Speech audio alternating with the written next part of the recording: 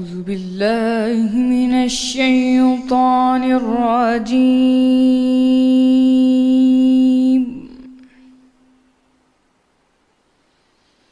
بسم الله الرحمن الرحيم.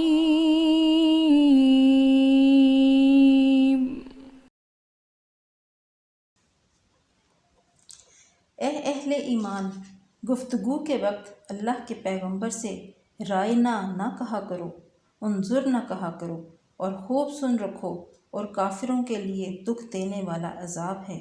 جو لوگ کافر ہیں، اہل کتاب یا مشرک، وہ اس بات کو پسند نہیں کرتے کہ تم پر تمہارے پروردگار کی طرف سے خیر و برکت یا کوئی نیک بات نازل ہو، اور اللہ تو جس کو چاہتا ہے اپنی رحمت کے ساتھ خاص کر لیتا ہے، اور اللہ بڑے فضل کا مالک ہے۔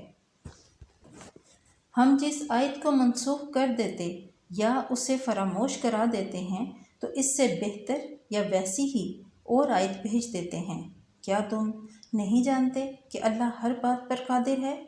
تمہیں معلوم نہیں کہ آسمانوں اور زمین کی بادشاہت اللہ ہی کی ہے، اور اللہ کے سوا تمہارا کوئی دوست اور کوئی مددگار نہیں۔ کیا تم یہ چاہتے ہو کہ اپنے پیغمبر سے اسی طرح کے سوال کرو جس طرح کے سوال پہلے موسیٰ سے کیے گئے تھے؟ اور جس شخص نے ایمان چھوڑ کر اس کے بدلے کفر لیا، وہ سیدھے رستے سے بھٹک گیا۔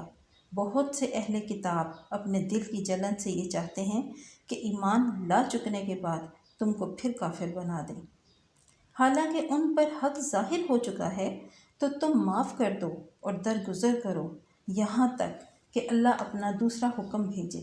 بے شک اللہ ہر بات پر قادر ہے۔ اور نماز ادا کرتے رہو اور زکوٰۃ دیتے رہو، اور جو بھلائی اپنے لیے آگے بھیج رکھو گے اس کو اللہ کے ہاں پا لو گے۔ کچھ شک نہیں کہ اللہ تمہارے سب کاموں کو دیکھ رہا ہے۔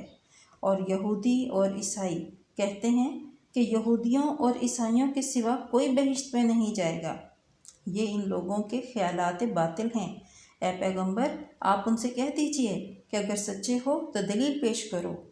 ہاں، جو شخص اللہ کے آگے گردن جھکا دے، یعنی ایمان لے آئے اور وہ نیکوکار بھی ہو، تو اس کا صلہ اس کے پروردگار کے پاس ہے، اور ایسے لوگوں کو قیامت کے دن نہ کسی کا خوف ہوگا اور نہ وہ غمناک ہوں گے۔